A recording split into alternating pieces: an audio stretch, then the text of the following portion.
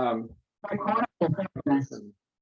so good afternoon, everybody. Welcome to this community integration call. My name is O'Neill Keathley, and I'm really glad to have you here. You may be just tuning into this for the first time. Some of the people in our call are today, or you may be a part of the community and having worked with me in various capacities before. In any case, welcome. I'm really glad that you're here.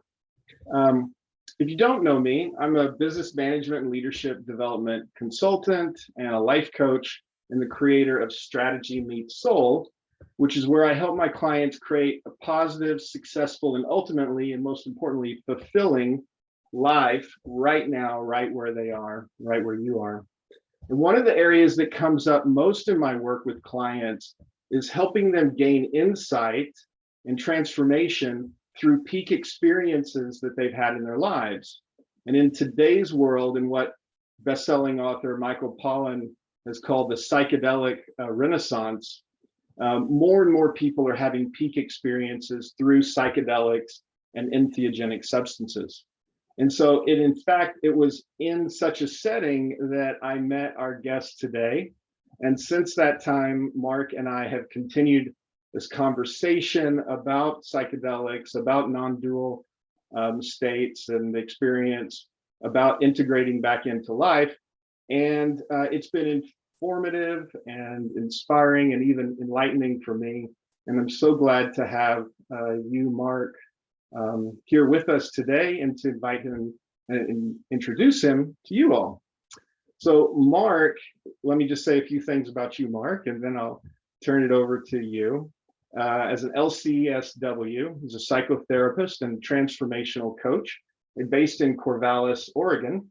And he's the founder of Nondual Psychedelic Integration, which is his website as well. You can visit that.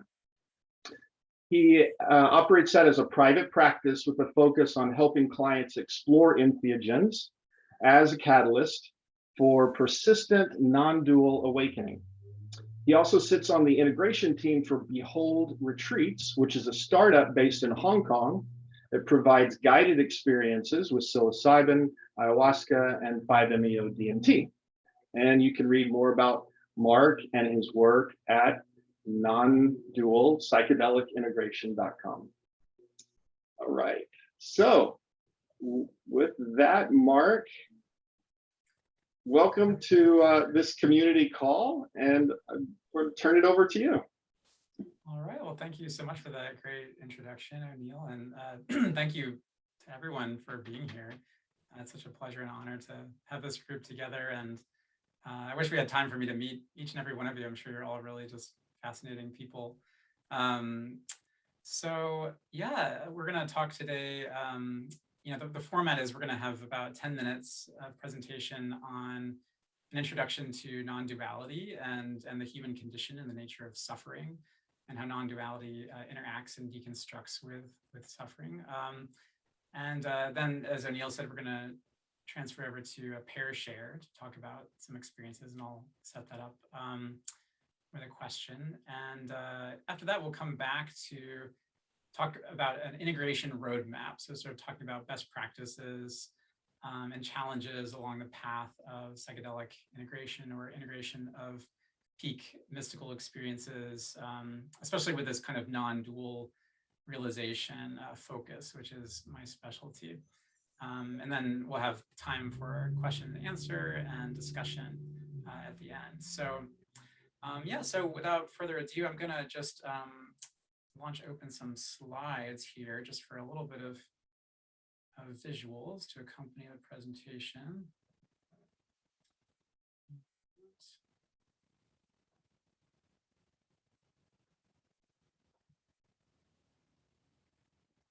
Okay, hopefully everybody can see that just fine.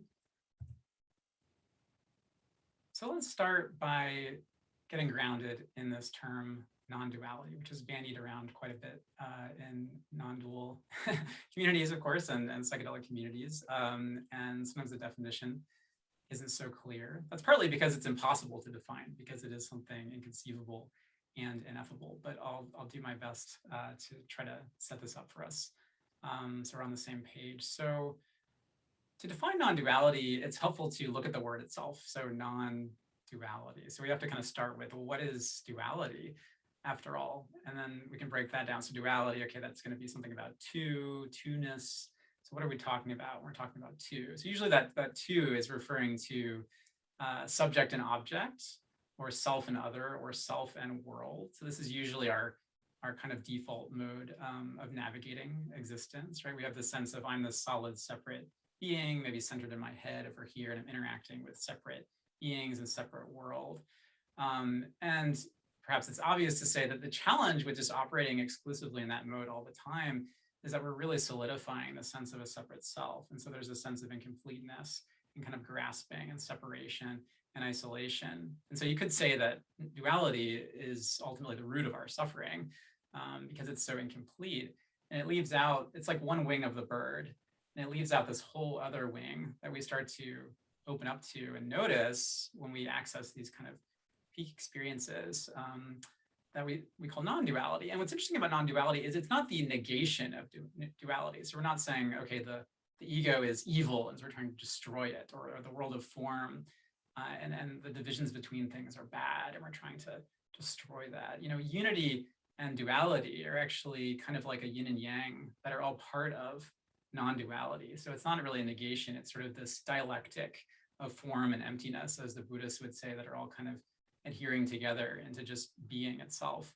And one thing I really want to emphasize, that's why I have it in big letters at the top, is that non-duality is not a peak experience, but it's the nature of the landscape. And if there's one thing that you take away from this whole presentation, let it be this, because this is so central and important. Because what I find in my work with folks around integration of non-duality is that we can get into this kind of myth where somebody can have this mystical experience or have this really profound psychedelic ego death kind of experience. And then the framing around that psychologically is, oh, okay, that was non-duality. But now I'm back at work and I'm feeling anxious, or I'm struggling in my relationship, and I'm not experiencing non-duality. How can I go back? How can I do another retreat, another meditation? How can I get back to? And you see how that's actually creating more sense of two-ness. It's creating a sense of separation. That non-duality is a conditional thing. When ultimately it's often called the unconditioned, because it is simply the nature of being. And so when we have these peak experiences, it's not that we're having a non-dual experience, it's actually that we're having this glimpse into the nature of being that is always already there. And that's something that we're really going to open up experientially during the meditation, because I'll be helping you to see that even if you sit here right now, on a Zoom call at your computer, it's possible to notice the nature of this as non-dual consciousness. Mark, I'll show that to you. Yeah. Yeah, I love the fact that you're bringing this in, because it is so common and easy for us to think dualistically about that was then, this is now, like that was rapturous and blissful and wonderful, and this sucks and it's really difficult. I was at the peak, I was at the top of the experience, and now I'm stuck down in the valley. And how that is actually the trap of duality itself. And it's like almost like what I'm hearing you say is, it's kind of like when you say like the nature of the landscape, that'd be like the view from the mountaintop, where you still see the valley and you see the plains and you see the horizon, you see all of it. And you go down into the valley and those things haven't ceased to exist. It's still there. Exactly. Yeah. Okay. Exactly. So great. Beautiful. Thank you. Yeah, thank you. So, so with that said, I have 3 little bullet points here that are just possible ways to frame or describe non-duality. Again, none of these are correct, because ultimately it's just a non-conceptual kind of a pre-verbal experience. But we're linguistic creatures. We need to have some frameworks to try to communicate with each other. So these are some helpful ones that I've found. So of course, there's the classic Enlightenment spiritual kind of framing of non-duality. And this is showing up as a thread running through many of the world's spiritual traditions, everything from Buddhism and Advaita, even in the Christian tradition, there's Christian mystical tradition, the cloud of unknowing and so forth. And so there's this sense of you are what you seek, right? Thou art that, as it's often formulated. So the thing you're looking for is the one who's looking. And that's that collapse of subject and object into this unity field of being. Then this is very interesting. There's kind of a neuroscientific way, which we're seeing more and more in the literature of understanding non-duality. And there's lots of researchers exploring this. This is a quote from Michael Taft, who's a non-dual teacher who I'm a big fan of. And in the neuroscientific view, we could just describe non-duality as the experiential realization of what's called in philosophy of mind representationalism, which just means that everything that you're experiencing is actually a representation. It's not the physical object. So for example, if I have like a pen, for example, the dualistic frame is, okay, I'm separate, I'm made of flesh and bone, and this is made of plastic, and it's this separate solid object over here. And then if you look at it very closely and start to really deepen into what's really happening, there's this realization of, oh, this is all consciousness. This is all kind of like a dream image that my brain is creating. I mean, that's just one theory of consciousness, right? Of course, there are panpsychic formulations and stuff like that. But in this particular way of working, it's just noticing that it's all created by this kind of controlled hallucination that your brain is creating. That's all one thing. And then finally, there's just non-conceptual kind of formulations, which I alluded to earlier, is just recognizing that any kind of frame, scientific, spiritual, that we're putting on this, any kind of story, it's just another map that's kind of getting in the way of just the direct experience of it, which is ultimately non-conceptual, experiential, and just mysterious, and so rather than having a definitive statement with a period about it, I like to just open it up into a koan, in the Zen tradition. What is this? We're not trying to answer that intellectually. It's just the question is the answer. It's just the experience of wonder, of just being right now. Yeah. Mark, I wonder if I can jump in here too. I would say this non-conceptual piece is one of the greatest things, the most frequent reports back that people bring to me of what a challenging part of the experience. Like, why can't I remember it? Why can't I talk about it? I've certainly had that experience. You probably have too. Sure. And in fact, that's like a signpost, isn't it, to a non-dual experience or the landscape. Like, yeah, of course, it's not something that can really fit into words, or oftentimes even into the cognitive ability to remember it.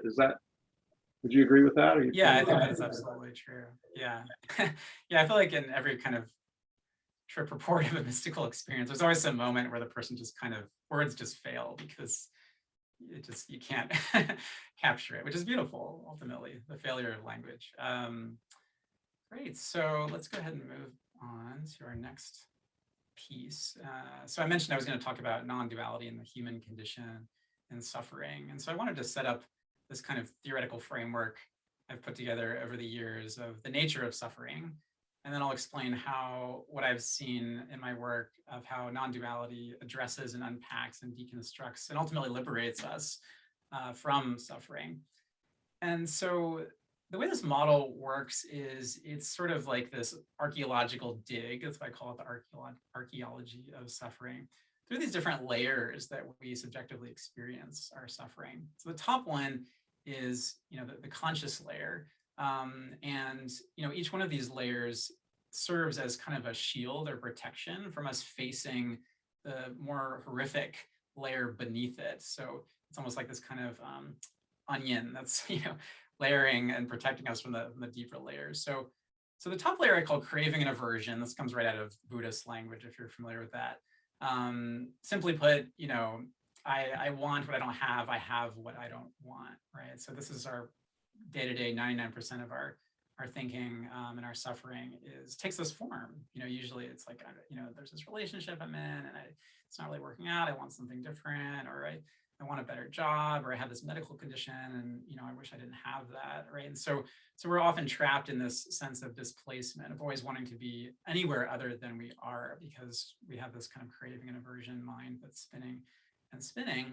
And so we can get curious about, well, what is perhaps underneath that as sort of a deeper root of craving and aversion when we let go of that, or kind of explore it a bit deeper in the archaeology.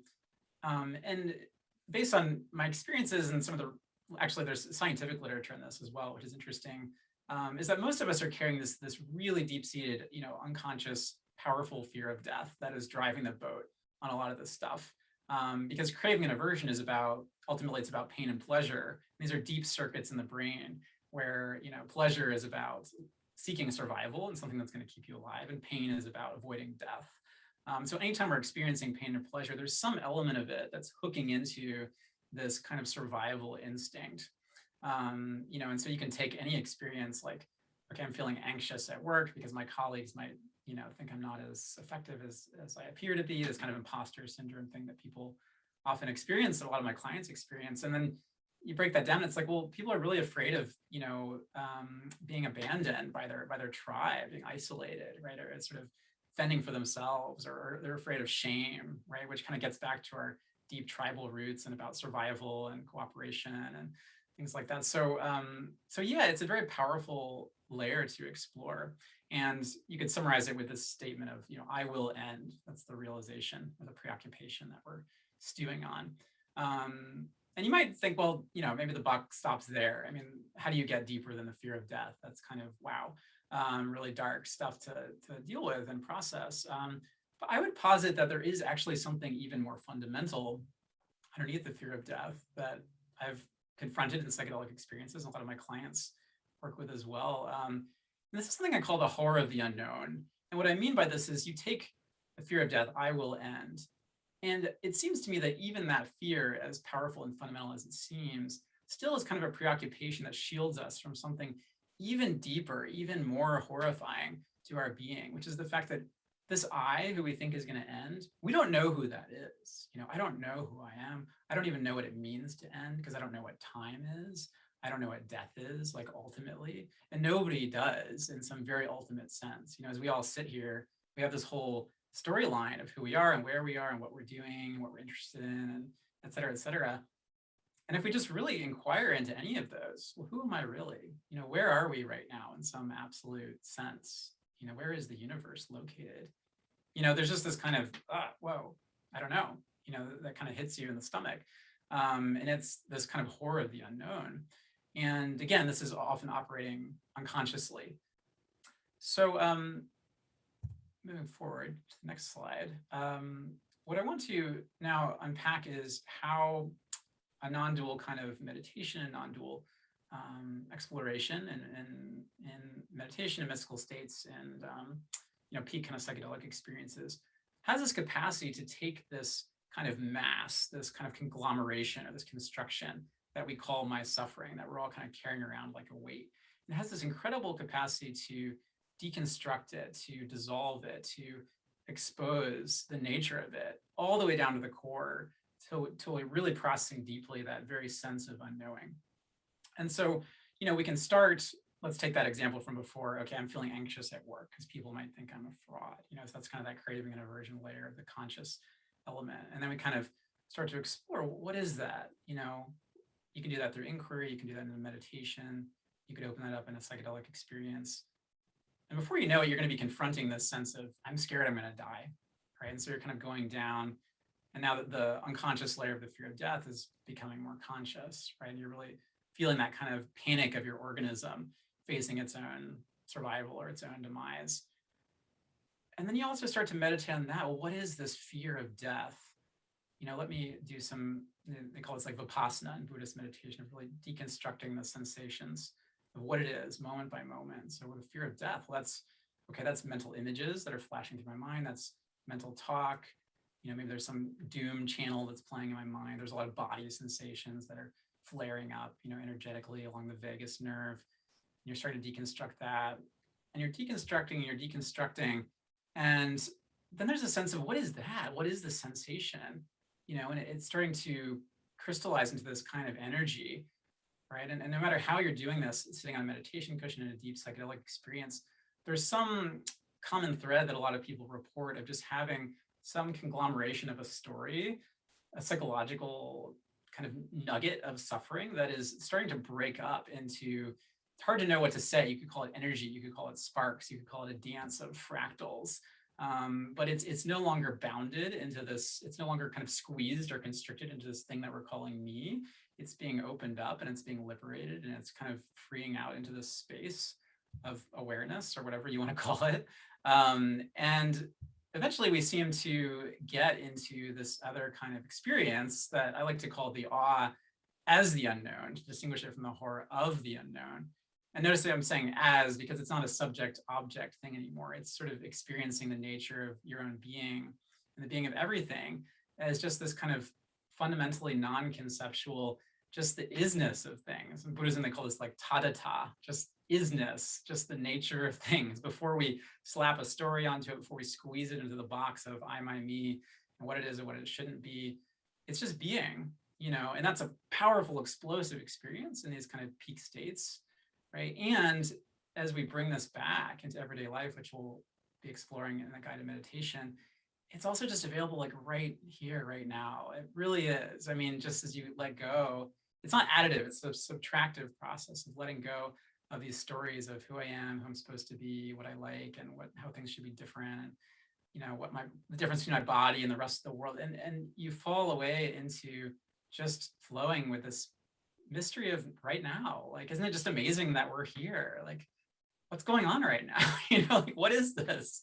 And that's that koan, what is this? That is a source of horror to our being. And as we process and digest it and unpack it, it also becomes this energetic, fractal, explosive, kind of source of wonder and just, wow, this, and that's, for me, the heart, I think for many people, the heart of experiencing non-duality, embodying it and really bringing it into everyday life. So with that, I want to pause and we're going to transition into a brief pair share for about 10 minutes.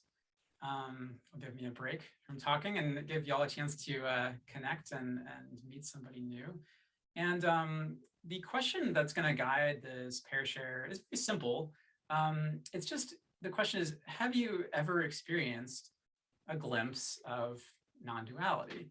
And notice I'm not saying a non-dual experience, which makes it this whole deal, but just a glimpse of this nature of things. And that could be anything. That could be a psychedelic experience. That could be you were just looking out the window one day and just felt this sense of great peace and oneness and time slowing down. Whatever it is, let's just see about connecting around that and what people have experienced.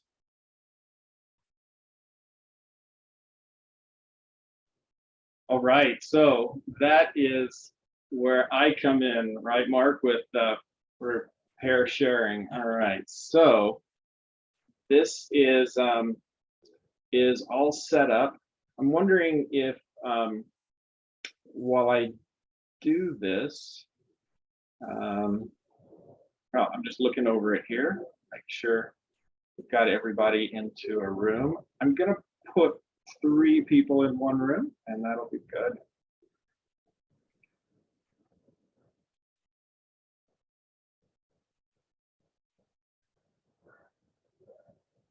I think we're ready to go. So I know I've got some sound in the background here, but everybody has the questions. Maybe, Mark, could you just put the questions into the chat box? Simple version of that.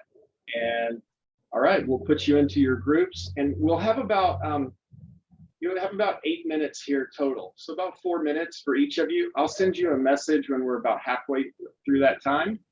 And then you'll get 1 minute notice before coming back into the room. So here we go. Just accept the invitation to join. All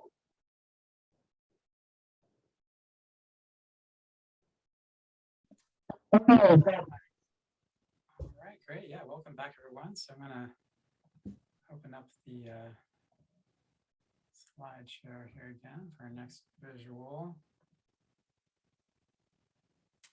Okay, so it's actually our last slide. We're going to just focus all on this integration roadmap before we transition to the meditative part. So what you're looking at here is just one pathway, or it's sort of a representation of many different pathways on this journey of non-dual awakening, or kind of persistent non-dual awakening, as I like to call it.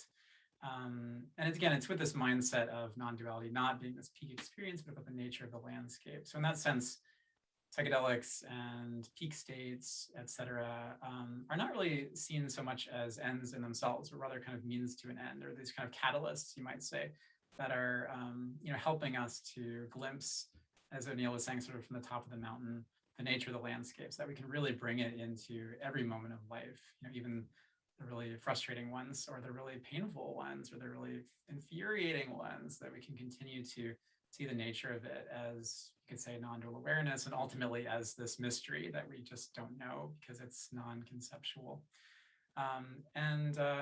Yeah, I don't mean to posit this as the be-all end-all of how to do it. This is just sort of what I've seen anecdotally from my work, in particular from my own personal journeys, and the different guides and communities that I'm part of. And it kind of represents a client's typical journey through my practice also. So usually when people first enter my practice, we'll start here on the left. They're probably following this little figure through the journey at these different signposts. I start off with people just recognizing non-duality, which is exactly what we'll be doing right after this. So we're using meditation, and specifically what are called pointing out instructions, which come from the Tibetan Dzogchen and Mahamudra traditions. So these really simple, elegant ways of just noticing the nature of being in its non-dual form, essentially. It's not just eyes wide open, just really seeing it very clearly in your senses directly. It's not just as an idea. And so I usually start people out just really being able to recognize that, so they know exactly what they're looking for, if you will, or sort of what they're no longer looking for, because it's really about the end of seeking. It's no longer about this thing I want that's over there, this shiny object, this non-duality thing. It's like, oh, it's this, it's already here. And so people get a taste of that even before having any kind of mystical or psychedelic experience, just sitting in a Zoom session with me. And that's very healing in and of itself, and can bring up a lot of interesting energetic stuff to work with. And then we kind of deepen it, right? And so this is all still prior to any kind of psychedelic journey. So in a sense, you could say it's, so I should move our character. There he is, or they, to the next stage. So in a sense, you could say it's relatively easy, if you will, to recognize non-duality in a sensory way. It can happen relatively quickly. So I call this the somatosensory kind of awakening. And you can notice all these things. You can go around really noticing, wow, like the moon, it's not up there, it's just right here, in awareness and as awareness, etc. And you can still have these really deep and powerful blockages kind of energetically in your being that come from, childhood trauma.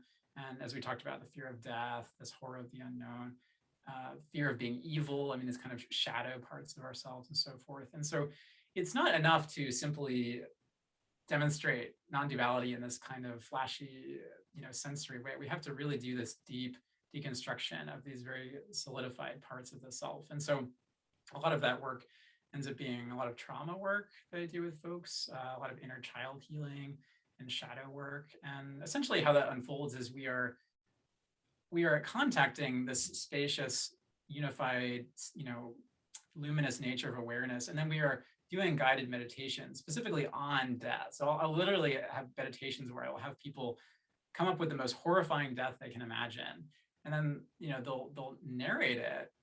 And then I'll have them really notice in a deep way, what are the sensations that are coming up in the body? What are the mental images flashing in their mind? And then we'll sort of go into those. Okay, what is the nature of that sensation? Okay, it's a rippling, it's a prickling, it's a pressure, it's a, people will say, I feel like I have a lead jacket on. There's all sorts of poetic language people get into of just the actual texture of it. And then we start to open it up. Well, where is that all happening? Can we contact this boundless nature of awareness, this non-separation of subject and object, and start to experience those really solid, heavy, sticky, like gripping feelings of evil and fear and shame, and start to experience them as this really flowing, vibratory dance of energy that's sort of expanding out into the space.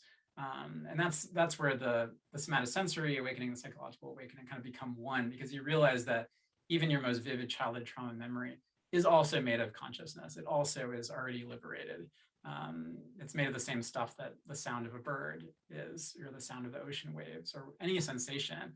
It's all made of awareness, whatever that is. We don't know what it is, but that's just one way of describing it. It's experience. It's what's present in our being. So that's that kind of deeper work, and that's of course happening in a therapy context or a coaching context. And then we get into as people are preparing for a journey, how do we do kind of pre-journey integration? And there are a few different pieces here. There's a lot here, so I'm trying to just sort of separate the wheat from the chaff and hit up the main points. But one thing I want to emphasize is this distinction I make between letting go and surrender, which may seem like I'm splitting hairs because a lot of times we use those terms interchangeably. But the reason I bring that up and what I mean by that is when people go into a psychedelic experience, and I'll cover this a little later in the post-journey part, sometimes they can be confronted with these really, really powerful, what feel like capital T truths that emerge of like, oh, this is who I'm meant to be, or like, oh, this is what reality means, or this is, I now understand everything, it's this. And there's such a mindset of surrender in the sense of giving over power, like to the medicine or to what the medicine is offering, that they can sometimes get stuck in this kind of pseudo truth or pseudo revelation that they're then carrying around as this new kind of concept of what everything means or what everything is. And it's just one more fabrication by the ego that needs to be just kind of let go of and softened and dissolved, because it's just going to create more. Anytime you're going around in your life and you're thinking, oh yeah, I know what's going on, I found the answer, I'm enlightened, like I know what it is, you're going to be creating suffering for yourself because you're separating, there's that I that's coming in. I know, I understand, but really we want to keep it as a koan. What is this? What is the nature of being? Then we're letting go of the I and we're in the flow of just what's happening. And so I emphasize with people letting go versus surrender. So it's like, no matter what comes up in that psychedelic journey, even if you feel like the voice of God himself is telling you that the meaning of the universe is X, Y, and Z, let go of it. Don't grab onto that because it's just going to cause more suffering for you. The next piece is this, I touched on earlier, this kind of non-conceptual experiential. So really encouraging people not to go in to an experience hoping to get something concrete out of it, because that's a kind of additive thing. That's like, I'm going to take my ego and then make it like a better ego, or I'm going to, achieve my higher true self and so forth. And so there's this sense of kind of supersizing the self that we sometimes get in psychedelic communities, which ends up being more kind of ego grasping and attachment. And so the more we can just come in with this sense of the non-conceptual, the experiential, letting go of the intellectual, letting go of trying to come up with these pseudo truths about the nature of reality or the self, et cetera, the more liberation is going to be unfolding. And so part of the way that looks is there's this term that you'll see here, SRIN, which I borrow from Gary Weber, who's a non-dual teacher. And it just stands for your self-referential internal narrative, or you could just say your mind chatter, right? So the SRIN is what most of us are churning through and stewing over most of the time. That's that default mode network activity. And so the more in meditation and in these pointing out instructions, I'll show you that we're just letting go of that, not pushing it away or demonizing it, but just sort of allowing it to relax on its own. So we're coming into more just spacious, silent presence. That also is a great preparation for what psychedelics have to offer. And surprisingly, and I take a very, people might be surprised by my stance on this, but I'm kind of anti-journaling, which you might be shocked by as a therapist, because everyone thinks of journaling as such a great practice. But I will say, in my experience over the years, I can't think of any example where I've had a client who really has a robust journaling practice where I've seen that serve them very well in this non-dual awakening process. And the reason is that I see people using journaling in two functions. One is that they're intellectualizing and narrating their experience rather than actually experiencing their experience. The other thing I see is that people are using journaling as a repository for these really deep emotions that they're kind of compartmentalizing in their solitary journaling practice, and they're not actually expressing those feelings to their partner, to their friends, to a therapist, and so it creates this kind of separation. And that's not to say that journaling is always bad or that it's evil or anything like that. I'm just saying a word of caution. I find that journaling can be a stuck point for people, and so sometimes it's necessary to kind of fast from journaling or let go of journaling as a way of just getting into just being right here with what's happening, instead of thinking in your head about, how can I go through my day and, solidify the story of who I am, what happened to me and why this happened, and et cetera, et cetera. So food for thought. So the next stage is the actual journey work. I don't feel like I should actually talk about this too much because it's not really my scope of practice, because I'm not a guide. I'm just an integration person. But O'Neill and I thought we would, or he encouraged me to touch briefly on some points. So talking about these elements of, is the journey going to be guided versus solo? Is it going to be private versus group? And there's all sorts of other things we could talk about, but just interesting things to consider. Again, not that there's one right or wrong way, but solo work can be very powerful, but it can also be very dangerous, especially when you're dealing with powerful medicines like 5-MeO. I would 100% always recommend that you use a guide if you're going to have that medicine, because it is actually dangerous.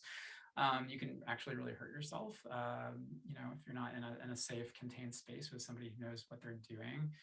And of course, the value of a guide as well is when you have someone present with you who knows the territory, they're really able to hold space for you, energetically, somatically, if it involves sort of a therapeutic, moment of touch, if sometimes people can have these kind of energetic contractions or kind of tetany experiences that happen, hands turning into lobster claws from, holotropic breath work, things like that. And so having somebody who really knows the body, knows the energy, who can really help you soften out of certain contractions, who can say just the right word at the right time in the journey when they see you in a place of stuckness, can be really invaluable and something you can't get on your own.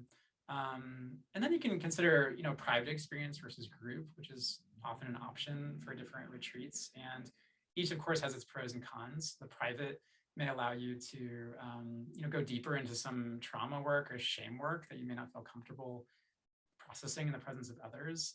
And at the same time, the group can also be deeply, deeply healing if you have a sense of isolation in your life. Having a really deep energetic release in the presence of others. Some of the guided 5 experiences I've had, that there'll be a circle of folks around you with their hands upheld. And that's just witnessing that as a participant is so healing, to feel that here's this group of people who are literally holding the space around you. And so I think these are all important things to consider as you plan your journey. So next, let's talk about what happens after the journey. And I'm dividing this into 2 sections. One is sort of the more immediate post-journey, and the other is what I'm calling this kind of deepening integration. And something that I've seen happen so many times, and this gets into the letting go versus surrender, is this question of what I call the inception effect. So for those of you who've seen the movie Inception, the plot hinges on this implantation of an idea in somebody's psyche that is so deep that it just, completely changes their mindset. And so this often happens in a psychedelic experience where people are in such a state of energetic surrender, as I mentioned earlier, that they get these messages that come up that might say something like, "You are God," and so people can come out with this kind of grandiose kind of orientation of "I am God," and you may have seen videos of people doing this sort of thing. On the flip side of it, people can have the opposite. They can go into this kind of nihilistic experience of, "Oh, I'm nothing, nothing means anything, nothing is real." And so we get into these kind of poles of eternalism, some rigid meaning of things, or nihilism on the opposite side, nothing means anything. And so people often experience a lot of suffering in this kind of dark night material as they're going back and forth between these poles. And I can't tell you how many clients I've had where we've been working through this kind of material. And the beautiful thing is that the healing from this is where non-duality really is so powerful, because what non-duality recognizes is the formation of I am God or the formation of I am nothing. They're just 2 sides of the same coin. They're just the ego's desperate attempts to construct some kind of rigid, framework or box to stuff the infinite into, because the mind, the psyche, the ego has been exposed to this explosive, non-conceptual realization, and all of a sudden it's threatened, and it says, "Oh my God, what does this mean? I have to put this in a box." Even if that's a nihilistic box, to the ego, it feels less threatening than just really letting go into this river of being that we don't understand. And so a lot of the non-dual practices can really help to alleviate the tension of that. Of course, there's what's called night school, which is can happen especially after 5-MeO, DMT, and ayahuasca in particular, where people are experiencing reactivations or just really powerful, vivid, visionary kind of dreams, at night, which is something that has to be kind of worked through.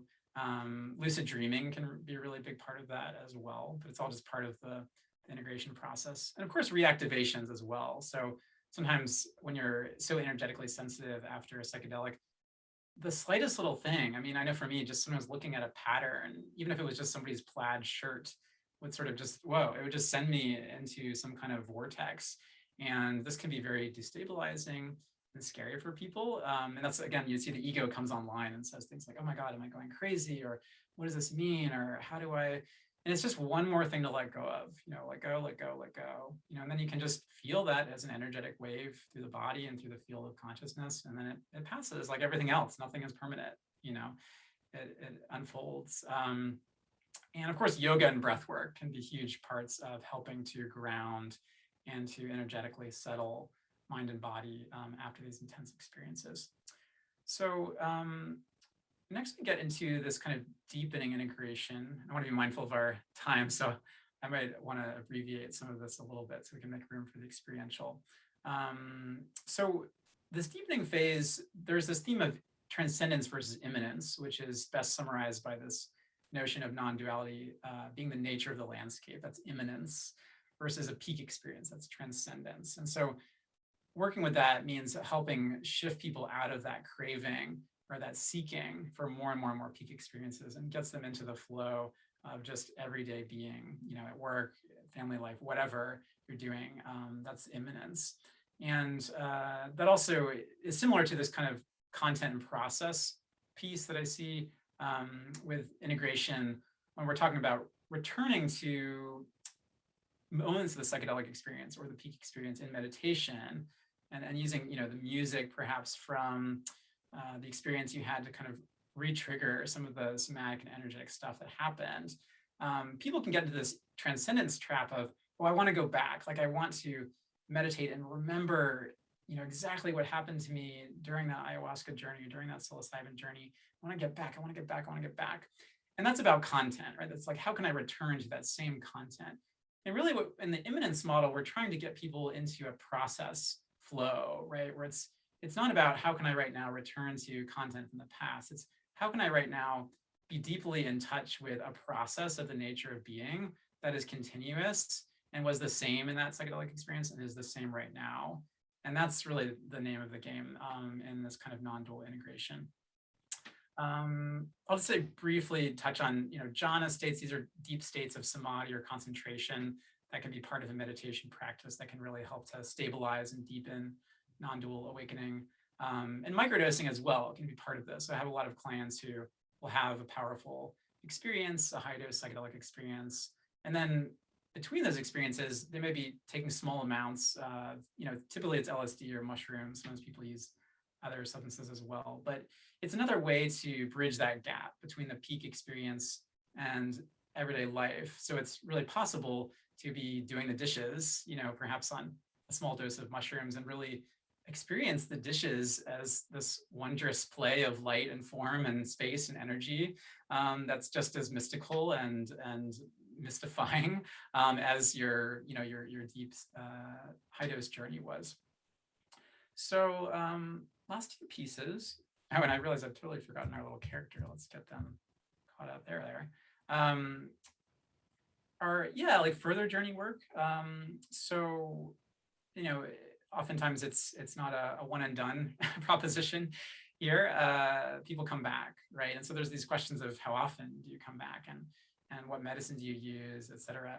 And people ask me this all the time, like how much is too much?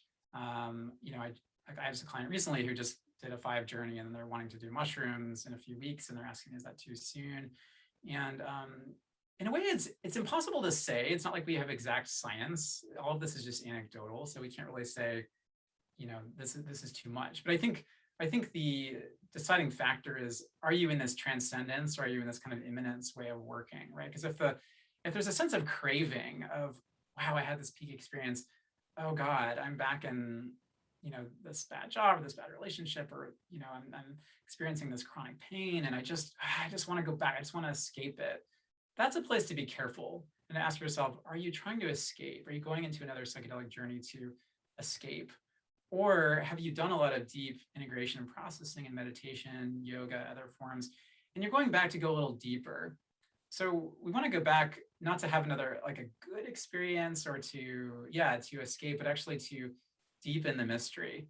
And, if I had to put a number on it, I would say once a month is probably a good maximum frequency for high dose states. If people are doing more than once a month, that's probably a bit much in my experience in terms of integration. Yeah, anything less than that, it seems like people make that work in all sorts of different ways. So then the last piece of this is, yeah, sort of where do we go from here as we're kind of going through this journey, which can be very nonlinear and can kind of cycle back through and do it all over again in some ways. Where is it kind of stabilizing to? And what I've found with my clients, especially the ones I've worked with the longest and in my own journey, is we're getting deeper and deeper and deeper into just moment by moment and everyday moments of life, showering, eating breakfast, checking your email, whatever it is, really tasting that directly as non-dual awareness, as consciousness, as being. And so experiencing a lot of that subjectively is experiencing the self-referential internal narrative, that mind chatter, which is a huge source of the ego and the sense of the separation, of just really falling away into a deeper kind of silence and stillness, and having the sense of it being more effortless. So a kind of non-practice. This comes from the Dzogchen Buddhist tradition, the Tibetan tradition, where it's not like we're sitting and meditating because we're trying really hard as the meditator to get the non-dual, to go deeper in non-duality. It's that sense of, who is even meditating? It's just sort of happening on its own. And that's sort of the beautiful part about this, is it's not about effort, seeking. It's about all of that sort of falling away almost asymptotically in that kind of, mathematical graph, like over time into just this experience of things are just happening spontaneously as they are. They're always already non-dual and ultimately just unknowable. And that's a beautiful place of, or process of liberation. All right, so now that we've completed this didactic portion, I'm gonna stop sharing so I can see all your faces again. And yeah, so we're gonna do a little bit of experiential work. And as usual with these kind of presentations, we're a little behind schedule. So I want to be mindful. I'm not going to be able to fit in quite as much as I was hoping, but I'll do what I can in the little time we have. And just give you a little taste, a little glimpse of the experience in the here and now of non-dual awareness. Perhaps O'Neill and I have talked about in the future, maybe we'll do a longer series where we can do a deeper experiential part. So what I'll ask you to do right now, we're just gonna work with our visual field. When I work with people, we kind of work with the separate senses, and then we eventually weave them together, recognizing that there's only one sense, which is consciousness. But for today, with the time we have, let's just focus on recognizing non-duality visually, okay? And so the easiest way to do this is to notice that it's a subtractive process. So we're not adding in some new skill or some new truth or something we're noticing. We're just taking the habitual way of seeing, and we're just loosening it up a little bit, just dropping away some of our structures and some of our assumptions and maps, and just deepening into something that's very mysterious, ultimately. And so, for example, usually the way that we see is it's like we have these kind of almost like binoculars on, where we're sort of looking in this tunnel vision at the focal point. And this is very dual because it's subject object. So it's like, I'm over here and I'm going to use this thing, or I'm going to eat this thing, or I want to go talk to that person, right? So we're in this kind of object world and object mode. So see what happens when you start to shift out of that. So just keep your eyes wide open and see if your gaze can expand farther and farther out in this kind of panoramic way, where you're seeing the entire visual field as one thing. It's almost like if you see a big mirror, like at a gym or something like that, it's like you can see all the colors and shapes and forms on it. And you can also recognize it's all one thing, it's all one image. And the same is true of our visual experience. So just zooming out to this wide, sweeping, open, spacious, just panoramic taking in of the entire visual scape. Noticing that there's ultimately no separation between anything. It's just all one image. Just noticing what that feels like.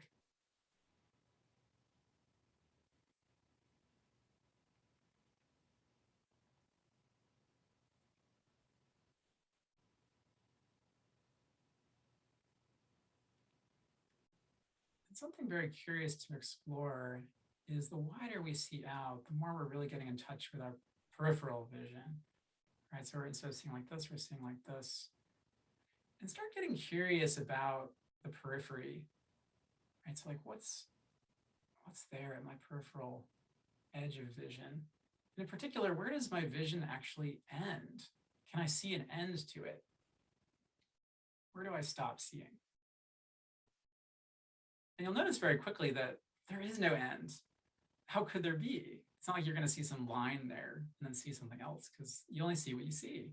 And so this is something inherent, an inherent property of the nature of consciousness, that it is boundless, it is unbounded.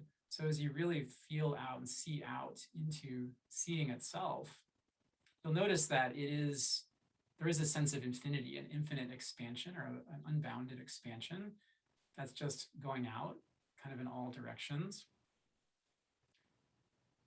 And it's so interesting to see in this way, because you realize the visual field ultimately has no absolute shape or size. You can't see any border or boundary.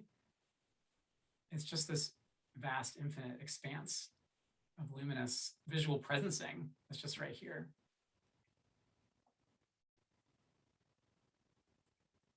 So see what it's like to just notice that. It can feel like you're kind of zooming out and also kind of merging with the field.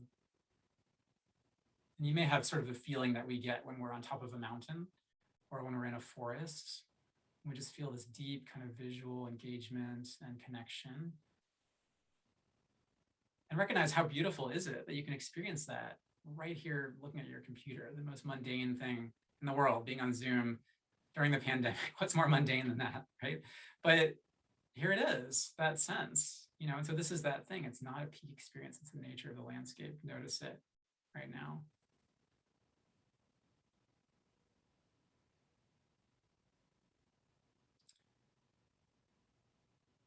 Good. And so the next thing that I'll have you notice, and this will be our last little piece for today, because I want to make sure we leave room for our discussion. I want to give short shrift to that, is we also want to get curious about, so the way I've described this, you may have noticed, is still dualistic, because I've been saying we are seeing, right? So there's a sense of I'm over here looking at, wow, this big screen, this big kind of boundlessness, right? So we might say, well, wait a second, I thought non-duality was about collapsing subject and object. So who's this guy over here? Who's this person who's looking at this stuff, right? And so so this is where we're going to do a quick exercise. It's actually originally not mine. It comes from Douglas Harding. It's called the Headless Way. I just have a little hack that I've put on it to make it a little more accessible. So if you happen to have a tube of this approximate dimensions, if you don't, no worries whatsoever. You can simply just kind of make your hand into like a little tube-like shape like this. What we're going to do is, I'll just guide us through this. So start out by just taking your index finger and just pointing at something. It really doesn't matter what it is, just any kind of object that you can see in front of you. And in this moment, we're going to construct duality and just hold that. So it's like, I'm over here, that thing is over there. This is our usual way of engaging. Subject, object, and kind of charging that up, okay? And so now what you're going to do is get out your tube and put it over one of your eyes. I guess I'll have to take my glasses off for this one. And like so, okay? And if you don't have a tube, again, you can just kind of cup your hand over your eye. And then we're going to take this finger, this pointing finger, and sort of use it as an inquiry of, wait a minute, who's looking? Who's there? So we're going to take the finger and point it back directly into the tube, just maybe an inch or so in front of it, like this. Yeah, just like that. And then if you can, if it's comfortable, try closing the eye that doesn't have the tube. So now we have this very close engagement with this finger and this tube. And now what your eye will be seeing is, of course, a fingertip. But instead of your attention focusing on the fingertip, I want your attention to focus backwards into what is the fingertip pointing at, or what is it pointing into? Who is there? Who is seeing the scene? And you may, or you may not, which is fine, because there's a million doorways into non-duality, but you may have this very curious sense that you're pointing into absolutely nothing, because you simply cannot see your own eye. You cannot see your own head. And so whoever you thought was there, who was this solid ego, me blob in your head who's doing the looking, just isn't there. It's just a construct of your mind. And so you can start to play with it a little bit. Of course, if your eye is getting tired from being closed for too long, you can start to relax that. But you can just play around with this, on your own now, or just later after the session. You can use the tube or not use the tube. The tube just kind of makes it a little more pronounced at first. But it's fundamentally what it's doing, and this is the brilliant move of Douglas Harding, is it's taking the visual experience, which we experience as I'm over here, it's over there, and it's just collapsing that. And you realize, my God, this is what the Buddhists are talking about when they say non-self, because where do we energetically and somatically hold our self? Well, we hold it right here, right? Like right in our head. We think we're right here, the person behind our eyes looking at everything. But you can't see yourself. Who's there? So it's a very curious experience of the head kind of disappearing and almost dissolving into the spaciousness of awareness. There's this actually beautiful quote from Chogyam Trungpa, the last thing I'll say before we transition, where he says, when you wake up, it's like the sky becomes a big blue pancake and it falls on your head, right? And this is exactly what he's talking about, because whatever we think is there, away, the moon, the light, the object, whatever, it's just, there's nobody looking, it's just seeing is happening and there's nobody seeing it. So hopefully that gave you just a little taste of what it's like in an ordinary moment to notice non-duality. There's so much more. It can go so much deeper, and we can do more in another session. But I want to turn it over to back to O'Neill to kind of moderate the discussion, and we'll see what bubbles up. Thank you for journeying with me on this. Absolutely. Wow. Thank you, Mark. Oh, I'm really curious. I had an experience there with those two exercises, meditation. I'm curious if anyone else had an experience you'd like to share, willing to share a few words about what you noticed in that.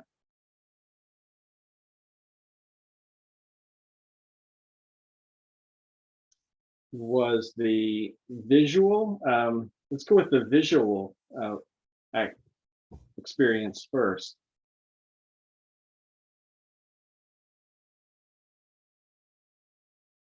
Of the field of vision, I was thinking of the pointing. So with the field of vision, for me, I really felt, I felt a blending of the image, Mark. It was like there's a lot of colors in the space that I'm in, and there's windows, and so there's near and there's far. And I don't know, just the way you were speaking and the experience of the space, it just felt very much a blending of it. And then when you talked about like, where's the end? Like, that was kind of mind-blowing in that moment. I don't experience there being a definitive line of here I can see and here I can't see, but it's just a blending. And I wouldn't have thought of it as kind of endless, but really it felt that way as you were describing it. I was feeling into it. So that was really effective for me. Felt that. Someone else want to share? Yeah, Mitch. And then we'll go to Daniel. Oh, Mitch felt that. That was okay. No. Thing to share an additional there? Myself. Hi. What I got with the visual thing, the more I was extending my peripheral vision, I got this sense that I was being included in the vision, like it was kind of wrapping around And even though physically I couldn't see, off to the side of me and behind me, I got this sense of myself being in the space of vision, and I was part of my vision. Instead of like me seeing out somewhere else, I was just like in this space. Just visually, I could see myself being in that space.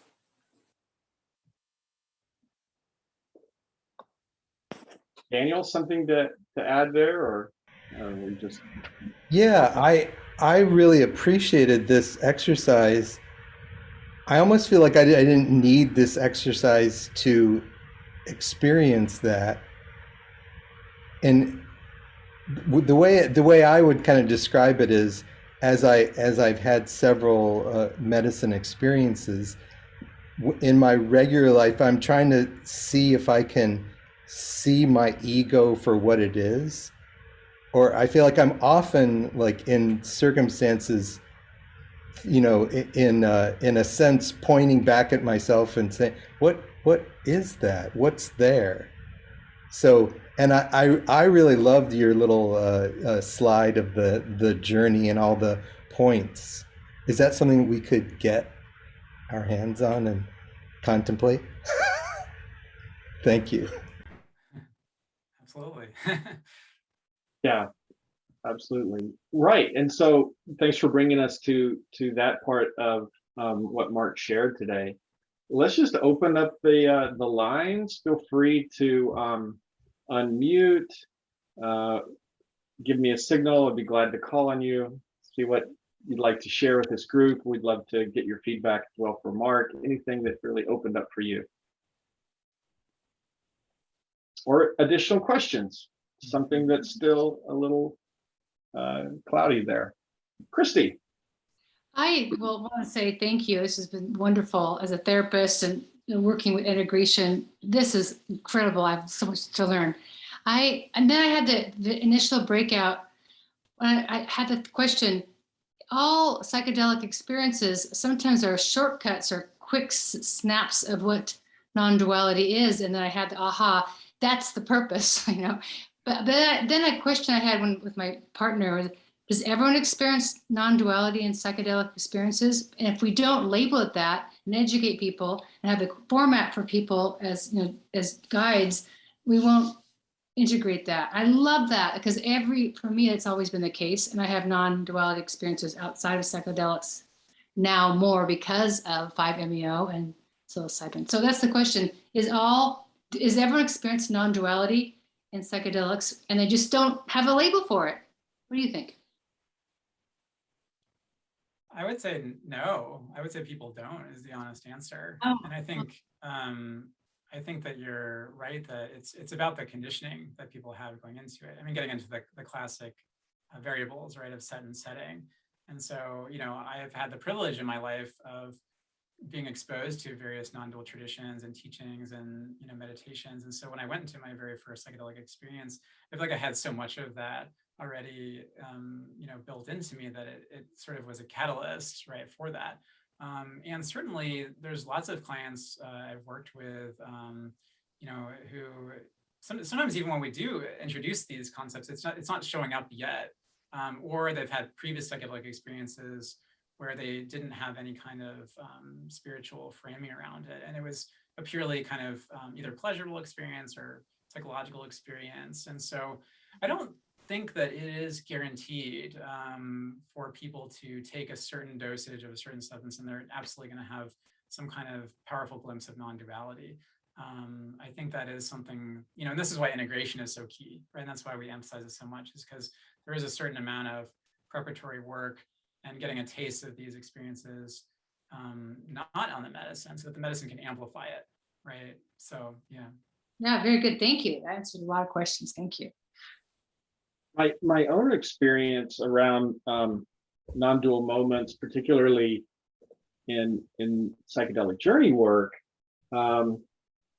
actually had that more early on because of it very early on in my experience, and then and that was through work with 5-MeO DMT.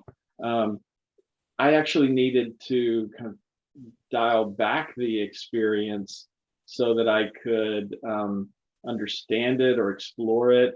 If not understand it, then explore it a little bit more. So we oftentimes think of that through other medicines, such as a lower dose of psilocybin work or ayahuasca, to kind of play with the edge of, not fully in ground level, but not all the way up at the peak either, but another place in the in-between. And you can do that with substances when there's a lot of knowledge or experience around you, or you've accessed that to prepare, but to kind of explore the space between low dose work and high dose work. And I think that's very common or very similar to how we can work with this in our own lives as well. Working with any other of the modalities by which we can access transcendent states like breath work or yoga. You can push it or go deep into an ancient practice or be more light with it. And I love what Mark was pointing out about it's already always here. The non-dual field, the truth of it, the ground of being is already always here. We always have access to it. Yeah, and kind of practicing that and exploring it. Other comments or questions? Experiences anyone wants to share? Yeah. I was interested, Mark, that your presentation, when you, after defining non-duality as an experience, and then went into talking about suffering and fear. It's like, well, what about the bliss? Do you find that that suffering is an already present part of those experiences? Is that the doorway, or do sometimes people report simply purely bliss and pleasance? Sure, yeah. I mean, certainly people have blissful experiences. I can think of many different mushroom trips I've experienced that just run the gamut from feeling like I'm blasted into this, oceanic fractal waves of love and light that are very beautiful, and then also experiencing just deep waves of disgusting shame, exploding out of my guts, and having to spend months unpacking childhood trauma and stuff like that. So it really runs the gamut. I think an interesting framework when we're talking about bliss to bring in comes from non-dual teacher Peter Fenner. That's Fenner.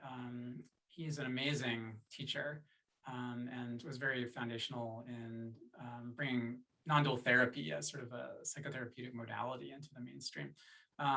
But anyway, he has this framework that comes from his book Natural Awakening, where he sort of maps, he basically says that you can map almost all of human experience on these sort of two axes psychologically, where it's either past or future, or it's pain or pleasure. And if you think about that, it's like, yeah, that's right. Because moment by moment, what are people usually preoccupied with? It's either I'm thinking about the past, and oh man, that was so great back then. I want to go back to that. Or they're thinking about the past and they're thinking, oh my God, that was terrible. I'm glad I'm not there anymore. And you flip it over to the future. Oh, I really want this thing. That'll be great in the future. Or the painful part. Oh my God, this thing in the future is going to happen. That's terrible. And that's, those four quadrants, that's what we're always just bouncing around in. And so if we're talking about bliss, as a kind of conditional, fleeting state of, bodily joy, which is a wonderful thing. There's nothing wrong with that. But we have to recognize that it is something that's conditional. It's something that'll come and that'll go. And if we start craving it and attaching to it, the shadow side of bliss is it becomes a source of suffering, right? Because then we're like, oh my God, that was so awesome. I want to get that again. How can I get the bliss? We're always trying to max out the bliss and minimize so if we're too concerned with bliss, bliss will come and go and it's wonderful, but we're still in that craving and aversion layer. And so it's interesting is in his model at that intersection point of past, future, pain, pleasure, he kind of draws this sort of mysterious, spherical kind of shape where he's sort of asking, well, the experience of non-duality is sort of like resting at this convergence point between all of those things, where we're not in the past or the future. We're kind of resting and dancing in this sense of timelessness, right? Because when we're really just letting go of all of that thinking that binds us in time, there's a sense of timelessness. It's not even like a now so much as it is just a timelessness. And by the same token, it's also not exactly pain or pleasure. It's hard to describe. There's actually an interesting term that comes from the Buddhist tantric tradition called sukha shunyata, which translates as like the bliss of emptiness or something like that, where it's not like sensory bliss, but it's more just this feeling of when we're not in a state of fear or hope or craving and aversion, when we're resting in this sense of timelessness, there's just some feeling of just a joy of being, or it's hard to describe exactly what it is, but it's just a sense of completeness. And maybe you could call it awe, maybe you could call it wonder. And I think that seems to be the kind of unconditional quality that we're resting in non-duality, that includes bliss, but it's also, its own kind of thing. And so I think it's important to distinguish that. Just thought I'd put up your slide one more time on the integration map. It's so terrific. That's not it. Let's see, it's right there. And there we go. There's so many elements to this. And what I'm really noticing, Mark, is you've done a great job of laying out, I think, how anyone who's wanting to do some solo exploration or with a friend or something like this, there are things that you can do to prepare for that type of an experience, to follow it up with some integration work, how to deepen it. And one of the things I think which is very important with the times that we're in is people exploring the edge and having the freedom to explore the edge of their own consciousness and their own mind. And so, part of what's happening here is not making any kind of recommendation or suggesting that anybody go out and have an experience, but simply providing information and education as to some elements to consider, because people are having these experiences all the time, or more and more opportunities are being offered to do that. So I really wanted to call that out. There's places in this roadmap for one's own individual work, and clearly there's places as well for working with professionals at any of the points here. We have so much wisdom that's available to us now. You've quoted, Mark, today, so many authors and writers and spiritual traditions like yoga and breath work. This has been a part of the human experience for millennia, and it can be just as fresh and new for any person here on this call. So I just wanted to revisit that roadmap again. And it's okay for us to send that out. Will you send that out? Or I can, however we want to do that. Yeah, I can share that. Great. That'd be terrific. Absolutely. Well, y'all, with that, I think we are complete. We're complete in terms of time for today. If you've got any follow-up questions for Mark, visit his website, which again is non-dual psychedelic integration.com, correct? Mm-hmm. And I'm at strategymeetsoul.com. It's been really a pleasure being with all of you today. I hope that you got what you were looking for and something more. So thank you once again for everybody showing up, and we'll see you next time and down the road. Thank you. Thank you. Thank you. Thanks again, Mark. Thanks, O'Neill.